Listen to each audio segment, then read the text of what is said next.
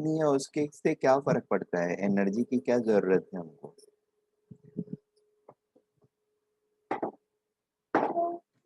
वैसे एनर्जी अगर आपको निकालना है तो you can calculate it, energy is equal to h c by lambda, but energy की कोई जरूरत नहीं है।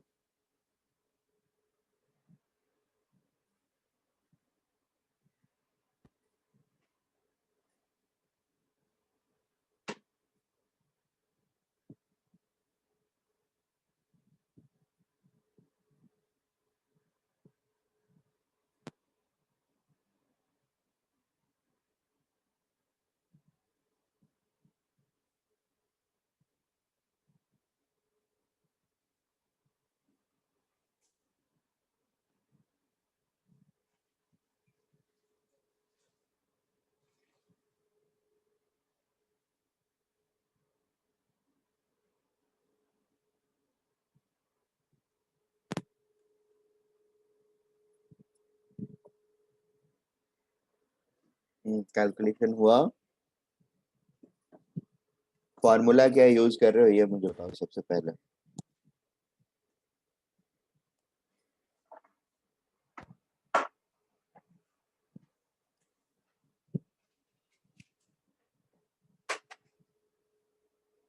Are we using this formula?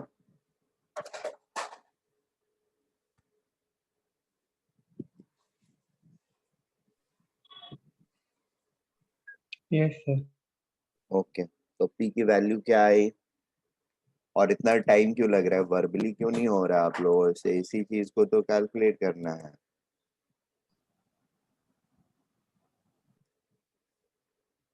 ये वन लाइनर क्वेश्चन है, this should happen verbally.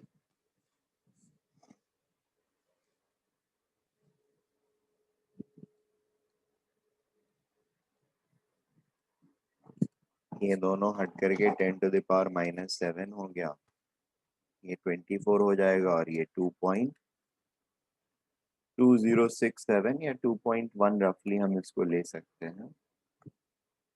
2.21 into 10⁻⁻24, sorry -27 kg metre per second. ये value आ रहा है हम लोगों का।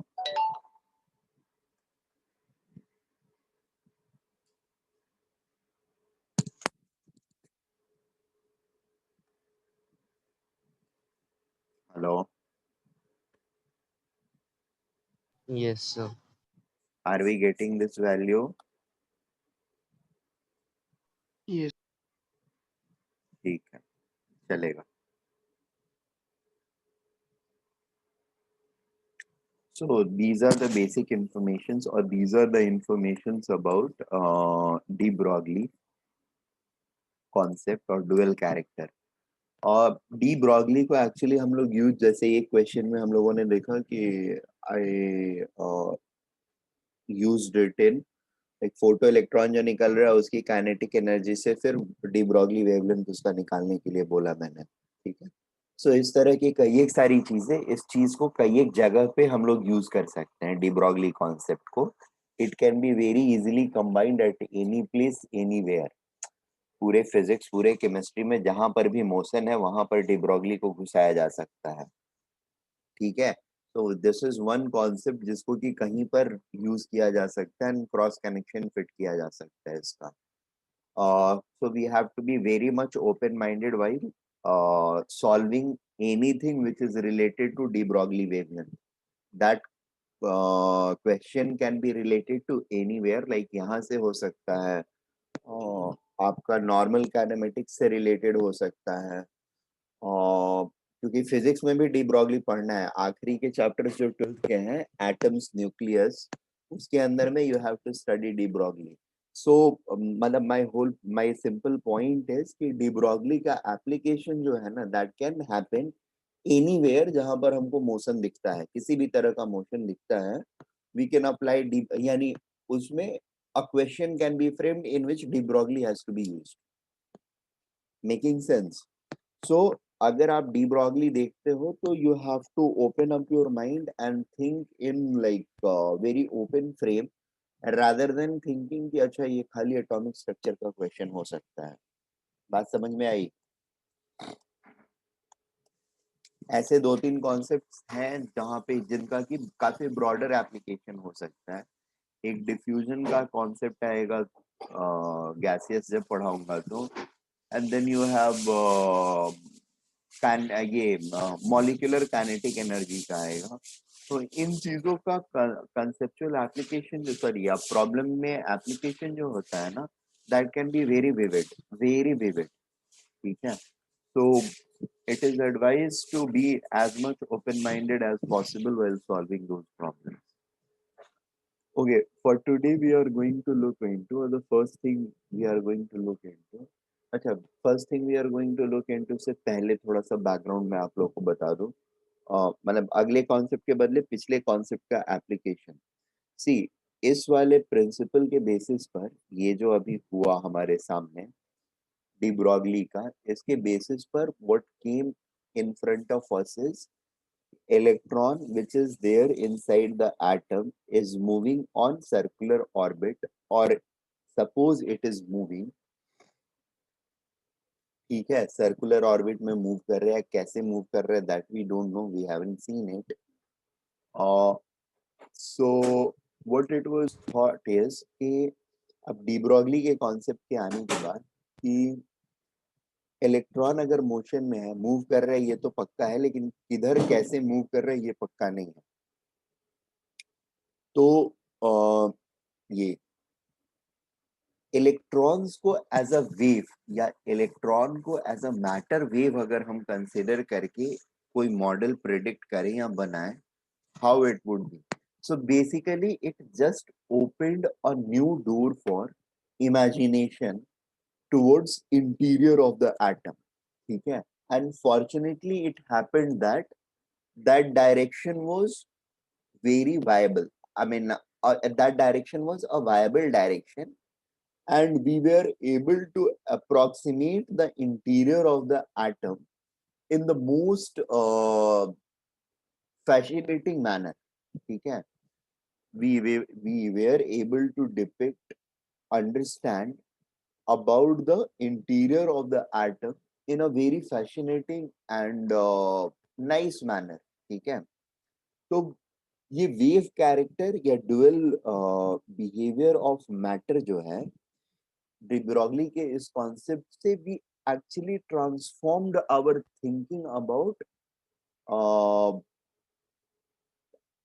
ये nature and behaviour of electron inside an atom, ठीक है। पहले हम सिर्फ उसको पार्टिकल कंसीडर करते थे और सारी गलतियां कर रहे थे। अभी हमने थोड़ा सा अप्रोच चेंज किया, उसको पार्टिकल के बदले वेव कंसीडर किया, and things became so beautiful, and it every I mean it aligned very beautifully with other concepts like molecular bondings वगैरह को एक्सप्लेन करना। वहां पर भी हमारे पास एक कोहेरेंट थियरी क्रिएट हो पा रही थी। So everything got settled with it, and therefore we have accepted this theory, this model, kind of as a final model, like until and unless there comes something drastic, but this model is so efficient to explain almost all the behaviors of atom. There is no behavior which is remained unexplained as far as chemistry of the atoms are concerned. Chemistry of the atoms का मतलब their reactivity, their interaction with other entities, इससे related जो भी queries थी हमारी वो सारी को इस थियोरी ने सॉल्व कर दिया, ठीक है। And that is what we are going to see और learn in Schrödinger's and how it actually played out, ठीक है। अच्छा, the next thing which was so important or which was going on around is this concept of Heisenberg uncertainty principle. So I'll be now dealing with Heisenberg uncertainty principle. By the way D Broglie का time frame शायद मैंने नहीं लिखा है, dual behaviour 1924 में ये आया था, ठीक है। You can just note down the time frame. De Broglie dual nature behaviour came in year 1924। Let me write it down.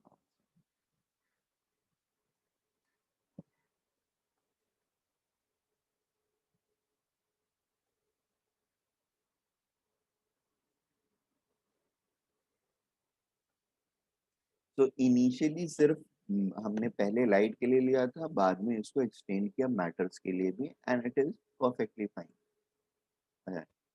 इसमें अगर आपको एक चीज और करनी है, जैसे अगर कोई बॉल है मान लो 100 ग्राम का, if it is moving with speed of से 1000 मीटर पर सेकेंड, ठीक है, इसका वेवलेंथ क्या आएगा, कैन यू कैलकुलेट? लैम्डा क्या आएगा?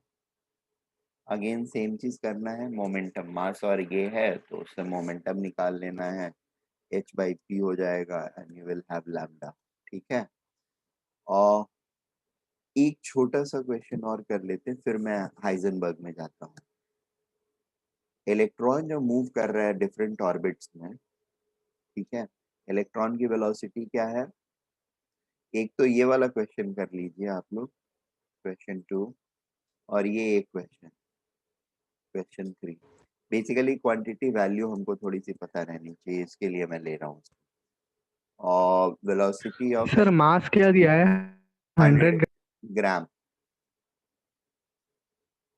Velocity of electron in nth orbit जो होता है दैट इज अराउंड 2 × 10⁶मीटर/सेकेंड, 2.17 के आसपास होता है जहाँ तक ध्यान है।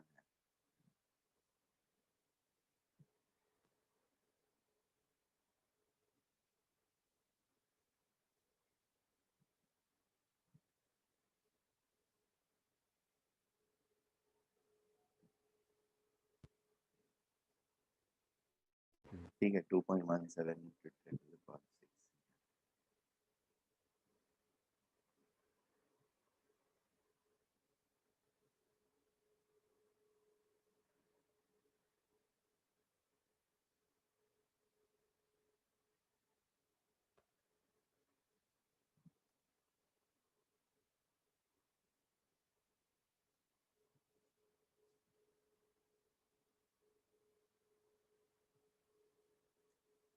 मास ऑफ इलेक्ट्रॉन हमको पता है 9.1 × 10⁻31 है kg। इसका डी ब्रॉगली वेवलेंथ क्या रहेगा?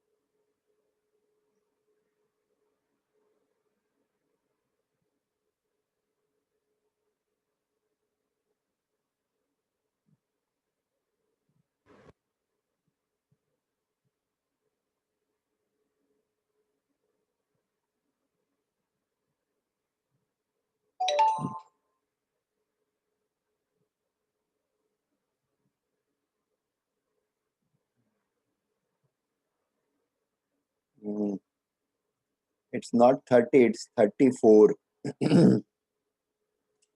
H is 6.62 into 10⁻⁻34. हाँ सर। ठीक है, तो 34 से 32 हो जाएगा, और सॉरी 36 हो जाएगा। तो इट विल बी, इसकी वैल्यू होगी 6.62 इंटू 10⁻⁻36 मीटर। ठीक है, this is very very small value and highly insignificant. ये इतना छोटा होता है, इससे कुछ फर्क नहीं पड़ता है। ये वेवलेंथ बहुत छोटा सर है। 0.662 होगा ना, क्योंकि नीचे 10 होगा ना। नीचे 100 है तो 100 को हमने यहाँ साइंटिफिक नोटेशन में ऊपर के पावर में इंक्लूड करते हैं। इस नंबर को 1 डेसिमल के ही फॉर्म में रखते हैं, that is our scientific notation, right. और इस चीज को थोड़ा सा प्रैक्टिस करना भी चालू करो। वैसे लिखने वाला काम तो नहीं करना है हम लोगों को, लेकिन बोर्ड एग्जाम्स वगैरह में you have to be careful. Scientific notations में आंसर देना आप लोगों के लिए मैंडेटरी होता है। पहले जब पेपर्स हुआ करते थे हमारे डिस्क्रिप्टिव, तो it has to be kept in mind. और इसमें भी गलतियां कर करके बच्चे अपने मार्क्स कम किया करते हैं। मतलब ऐसी छोटी चीजों पर भी चीजें गड़बड़ होती है, मार्क्स कम किए जाते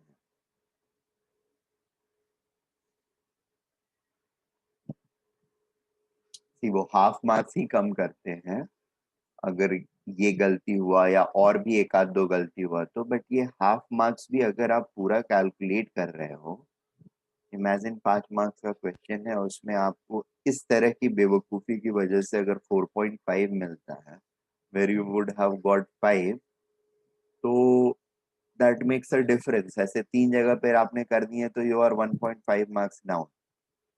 1.5 मार्क्स का मतलब when it is a deep cut throat competition, और एक्चुअली कट थ्रोट कॉम्पिटिशन रहता था क्योंकि that used to be a descriptive paper.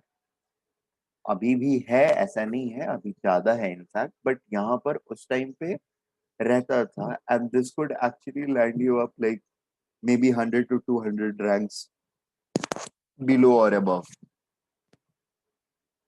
ठीक है, और never lose your marks, we can not. ठीक है, ये नंबर, मतलब ये वेवलेंथ जो है, this is so small that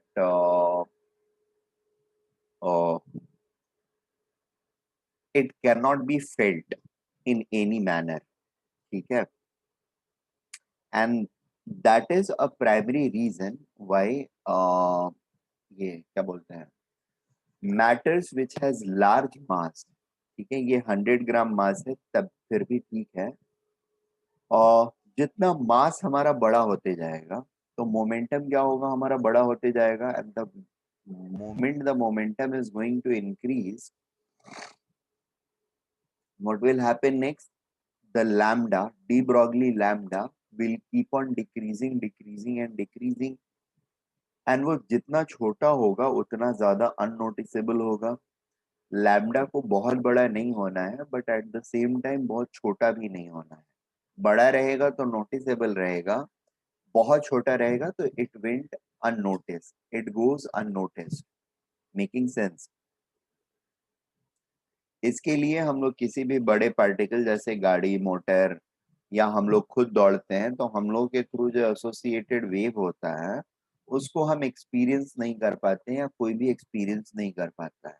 ठीक है, वेव्स को एक्सपीरियंस करने के लिए सेंसर चाहिए होता है, और इतना फाइन सेंसर जो कि इस लेवल के वेव्स को एक्सपीरियंस कर पाए, that is slightly difficult to develop. बात समझ में आ रही है? Yes, sir. Yes, sir. ठीक है, और सारे लोगों को ये वैल्यू आ गया कि नहीं आया? किसी को कोई और Yes, वैल्यू sir. आया है? ठीक है, let us come to this one. Lambda E का निकालिए। अच्छा, यहाँ पर तो ये सारे वैल्यूज मैंने दे दिए हैं। एक्चुअली में आपको कुछ दिया नहीं रहेगा, सीधे सीधे पूछ लेगा बोर्स के फर्स्ट ऑर्बिट में, Bohr's first orbit lambda e is equal to what. ठीक है, और ये वाली चीजें आपको खुद से याद रखनी पड़ेंगी। और 0.33 इंटू 10⁻⁹ हो 3.3 into 10 to the power minus 10. Let me check. 31, 25, 25 नौ 24.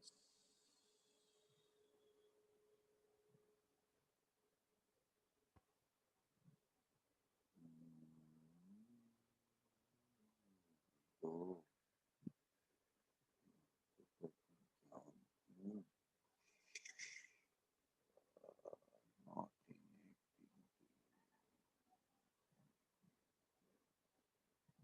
ठीक है, seems good.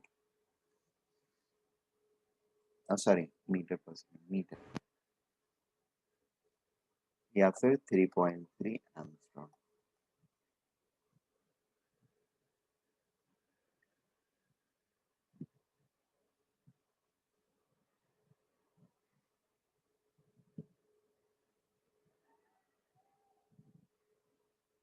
हाँ ठीक है, but the answer should be written like 3.35 या 33 जो भी लिख रहे हो into 10 to the power minus 10 meter or 3.35 Armstrong.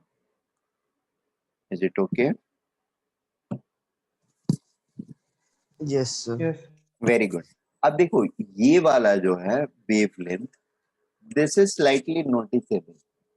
ठीक है ना. हमारे अल्ट्रावायलेट रेज के जो रेडिएशंस वगैरह हैं, उनका वेवलेंथ जो है, सॉरी ये अल्ट्रावायलेट बोल रहा हूँ, वेवलेंथ इज स्मॉलर ना, इससे बड़ा होगा तो विजिबल में आएगा. वेवलेंथ छोटा है. ठीक है, ये वेवलेंथ छोटा है, और ये बेसिकली हमारा अल्ट्रावायलेट जोन में, यूवी जोन में आता है. ये आएगा ना, बड़े होंगे तो हाँ ठीक है, ये यूवी जोन में आने वाला एक रेडिएशन है. एक सेकेंड, जस्ट एक minute.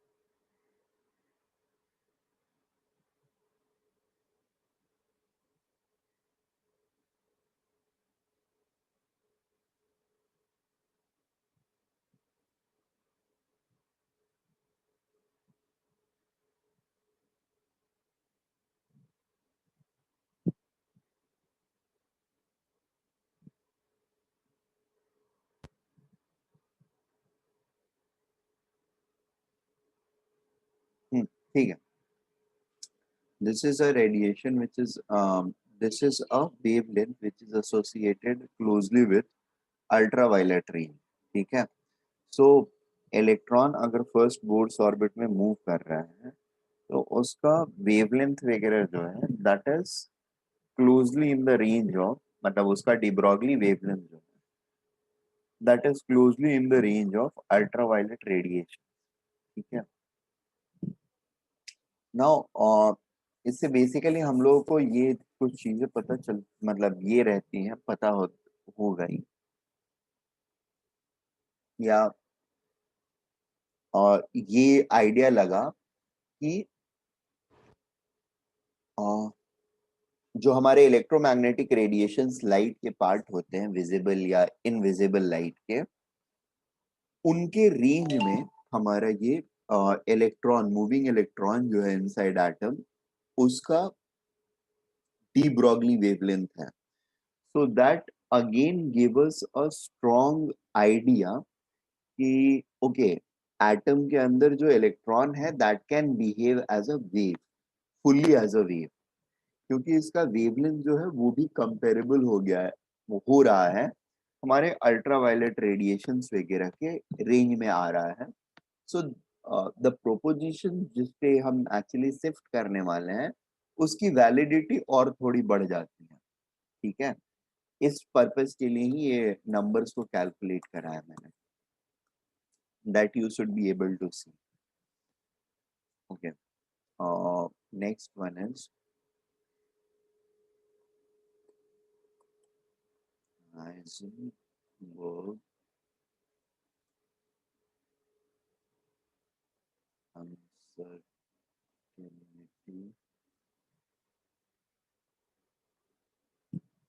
principle।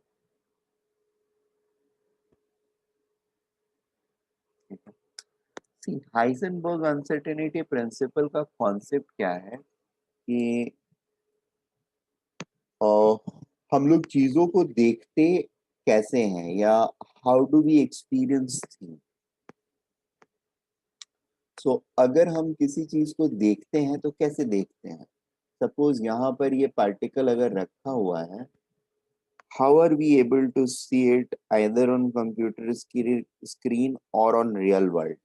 The phenomena is there comes a light wave, right? It falls on the surface। अच्छा, एक क्वेश्चन जो छोटा सा पूछ रहा था मैं, kg metre per second, right, और 10⁻³ kg का अगर कोई पार्टिकल लिया जिसको 10⁻6 मीटर पर सेकेंड से हम मूव करा रहे हैं तो उसका मोमेंटम क्या होगा, इतना होगा।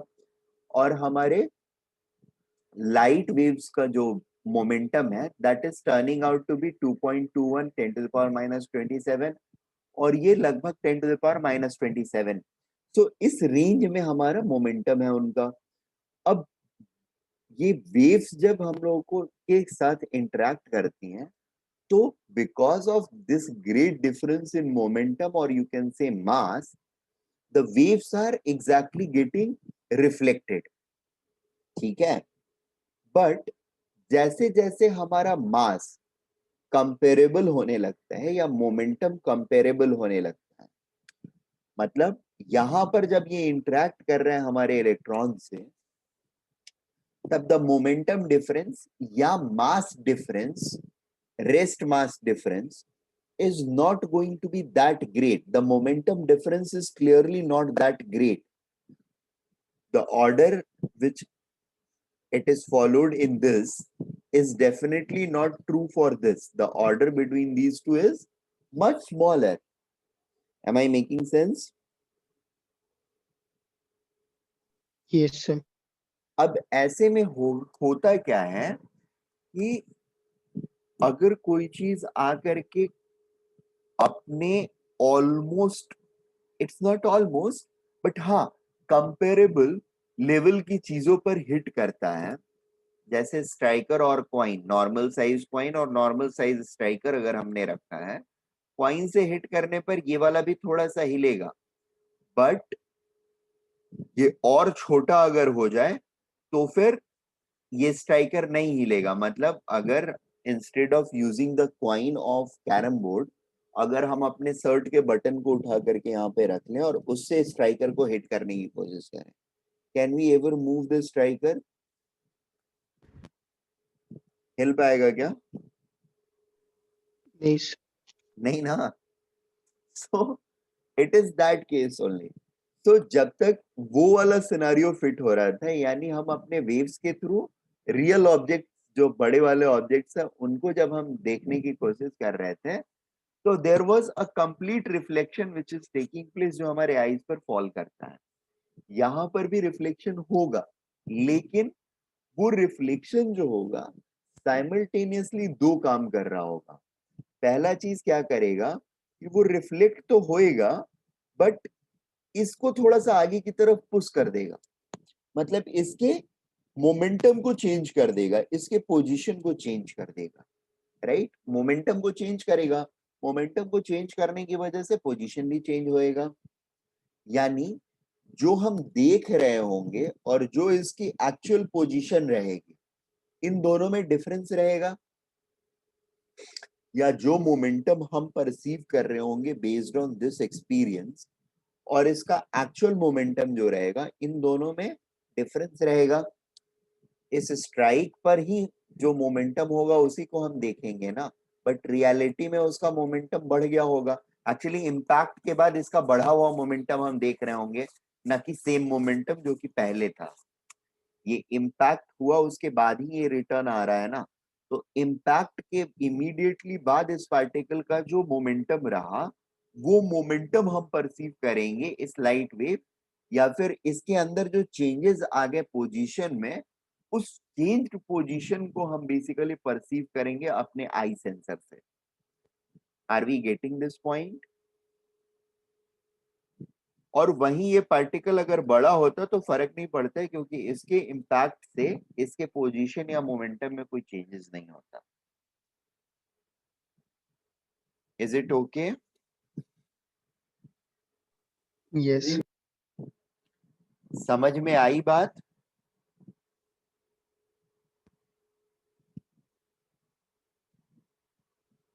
All of you?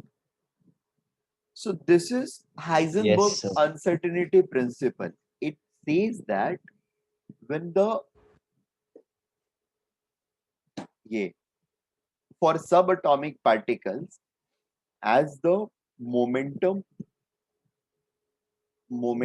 of the particle and momentum of the electromagnetic waves which are used to generally ascertain the position and momentum of the particles, ठीक है, are almost in close range, and therefore it becomes almost impossible to precisely predict the position and momentum of the subatomic particles or smaller particles, you microscopic particles you can say, simultaneously. Precisely calculate momentum and position of microscopic particles simultaneously. It becomes impossible. ठीक है? So what does uncertainty principle says?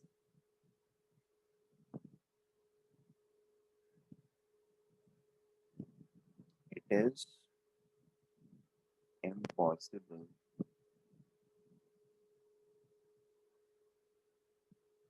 to precisely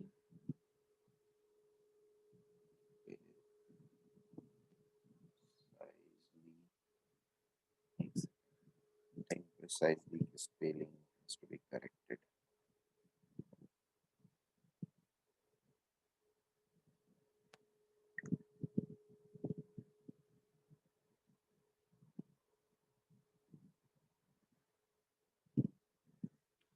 There is no precisely. It is impossible to precisely locate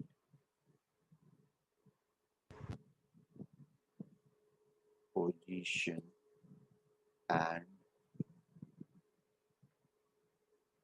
momentum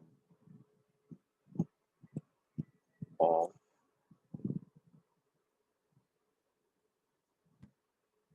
subatomic microscopic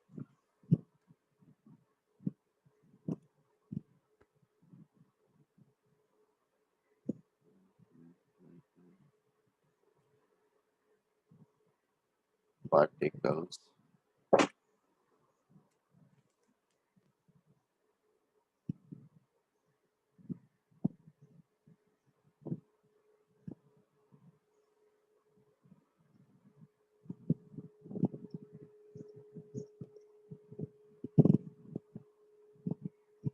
simultaneously.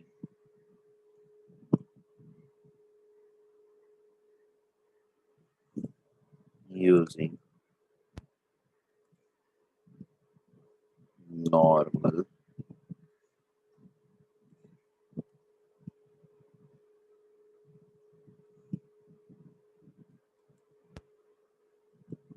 electromagnetic waves.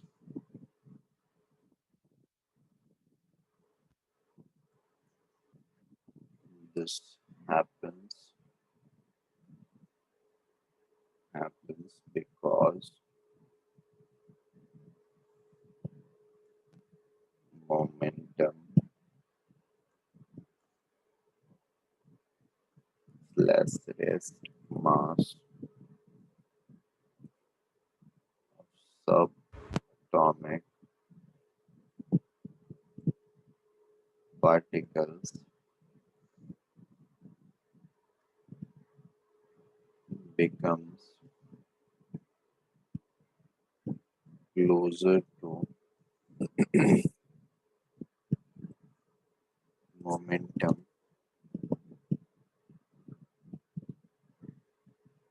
plus rest mass of waves.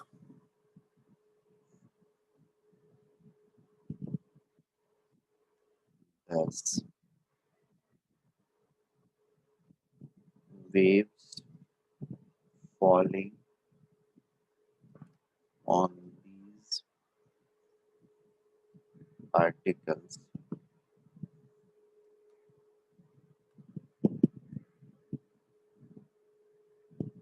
changes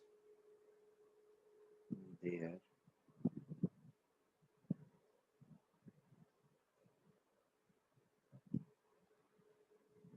position and momentum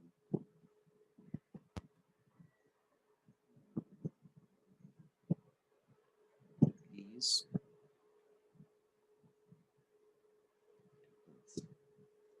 ठीक है अब इसमें not only this he also predicted that the accuracy with which we can predict is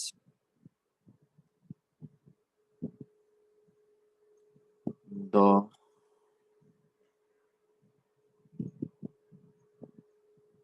accuracy slash precision with which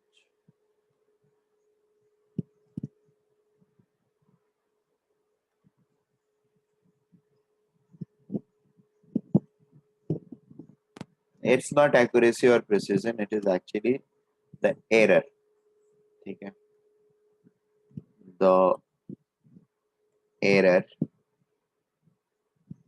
error in calculation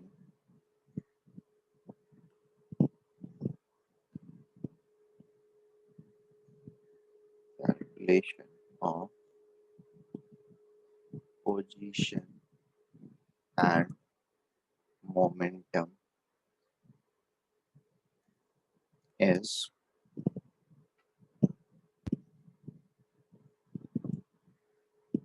delta p into delta x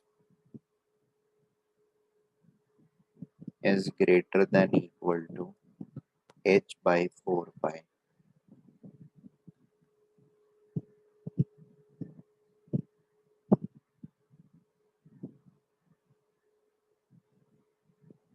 ठीक है this is uncertainty principle और ये यही बताता है कि एक साथ पोजीशन और मोमेंटम दोनों को हम प्रिसाइजली नहीं कैलकुलेट कर सकते हैं ठीक है और अगर हम कर ही नहीं सकते हैं तो बोर्स मॉडल जो प्रेडिक्ट कर रहा है कि एटम के अंदर रेडियस फिक्स्ड है और उसका वेलोसिटी भी फिक्स्ड है जब तक वो उस रेडियस में घूम रहा है ये बोगस चीज है right that is not true are we getting this point हमें फिक्स पोजीशन मिल जाता है ना कि न्यूक्लियस से इतनी दूरी पर वो रिवॉल्व कर रहा है इलेक्ट्रॉन और उसमें उसका वेलोसिटी फिक्स हो गया है वेलोसिटी फिक्स हो गया मतलब मोमेंटम भी फिक्स हो गया और उसका पोजीशन भी फिक्स हो गया है न्यूक्लियस से ठीक है that means delta P into delta x is equal to 0 and that should not be true they have to be greater than h by 4 pi they cannot be 0 or smaller than h by 4 pi. They have to be larger than h by 4 pi. Is it okay? बात समझ में आ रही है हम लोगों को क्या? Yes, sir. Very Yes, good. sir. तो ये एक फॉर्म होता है हमारा अनसर्टेनिटी प्रिंसिपल का. एक दो और फॉर्म्स हैं वो भी मैं बता देता हूँ आप लोगों को. ये क्या है? Delta P. Right. Delta P क्या होगा? Mass into delta we. Error in calculation of velocity. Calculation error in calculation of momentum क्या होगा? It will be related as error in calculation in velocity into mass of the particle. ठीक है.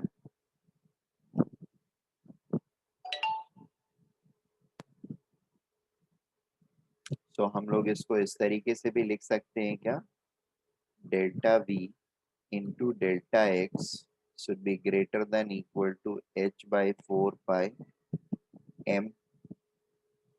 m could be, हाँ वो ठहरो मैं एक बार उनको बोलता हूँ. चलो ठीक है. ये वाली एक चीज नोट कर लो. एक दो चीजें और हैं इनके ऊपर क्वेश्चन जो है वो हम लोग कल करेंगे. ठीक है. ये फॉर्मेट समझ में आया? कोई प्रॉब्लम नहीं है ना?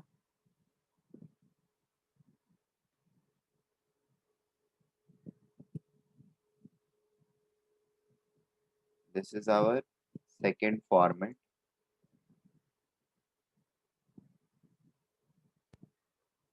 और एक थोड़ा और कॉम्प्लेक्स फॉर्मेट है वो भी बता देता हूँ. हमारे पास काइनेटिक एनर्जी होती है. काइनेटिक एनर्जी क्या होती है? Half m v square. Right ना? तो डेल्टा के ई क्या होगा? डेल्टा के ई को हम लोग कुछ इस तरीके से लिख सकते हैं क्या? 2mv into delta we. Basically differentiation कर रहे हैं. काइनेटिक एनर्जी इज के हाफ एम वी स्क्वायर. तो डी के इज इक्वल टू, डी के इज डेल्टा के, हाफ एम वी स्क्वायर का हो गया. वेलोसिटी के रेस्पेक्ट में कर रहे हैं तो हाफ का 2 इंटू 2 हो जाएगा तो 1 हो जाएगा. M we into v square, sorry v into d v. ठीक है.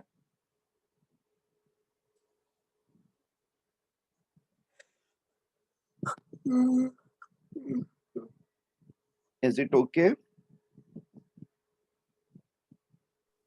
Yes, sir. ठीक है. Yes, sir. अब dv जो है इसको हम लोग dx बाई dt लिख सकते हैं, या यहाँ पर dv is equal to delta x by delta t. Right ना? कोई प्रॉब्लम तो नहीं है?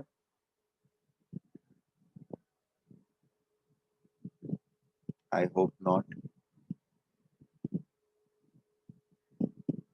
Delta v change in velocity जो है उसको change in position by change in time लिख लिया हमने. यही रहेगा ना? Yes sir. और इसको इधर मल्टीप्लाई कर दिया तो क्या हो गया? Change in kinetic energy into change in time. Right. Sorry 2 into half हो करके ये खत्म हो चुका है. तो यहाँ पर जो रहेगा वो हमारे पास रहेगा M we into delta X. Right.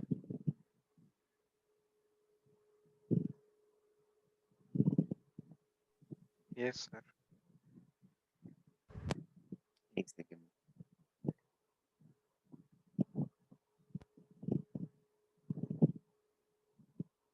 अरे सॉरी सॉरी सॉरी सॉरी, गड़बड़, एक छोटी सी गड़बड़ कर दी.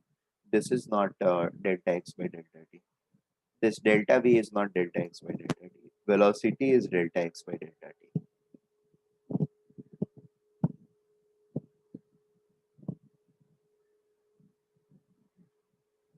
Velocity is equal to dx by dt. sorry, made a mistake. Velocity is rate of change of position, right? Velocity is rate of change of position. Change in velocity is not. I made that mistake, sorry. So velocity is equal to dx by dt होता है ना.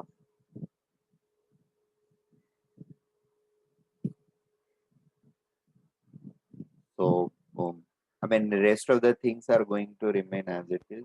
Delta x by delta t into delta v, और अभी यहाँ पे इसको left side लेकर के आते हैं तो डेल्टा के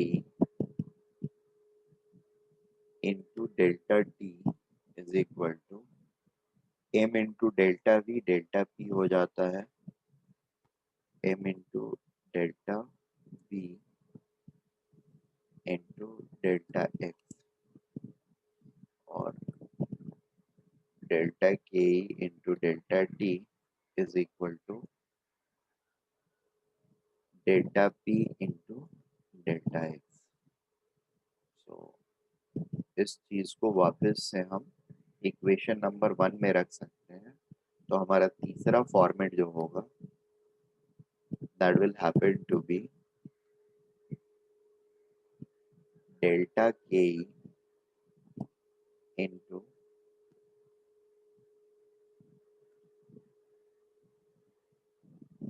delta t should be greater than equal to h by 4 pi. Making sense?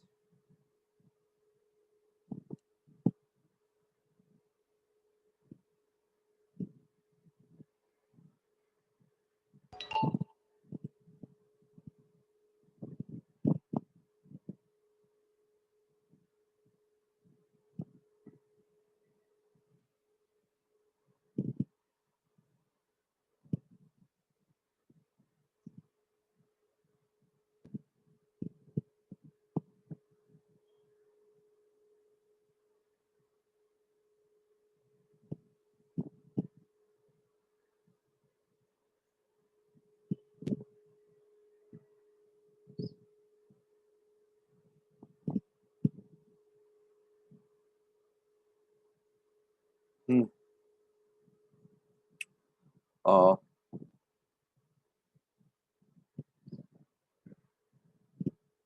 और यार संडे टेस्ट का अभी तक डिसाइड नहीं किया है, बट ठीक है मॉर्निंग में ही रख लेंगे या इवनिंग में रख लेंगे, जब देना होगा दे देना तुम लोग.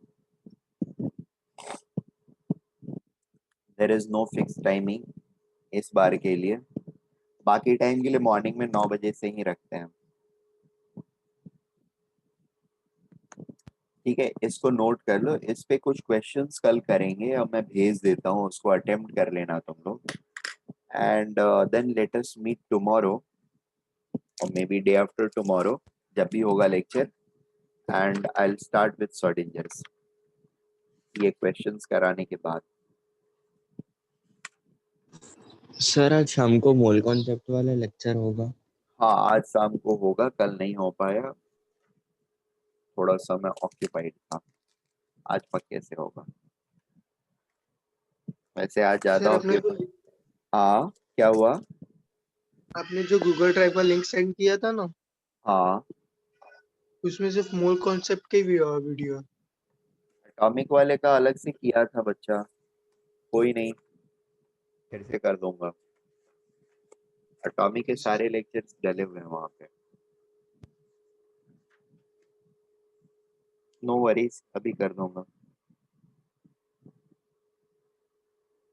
ओके.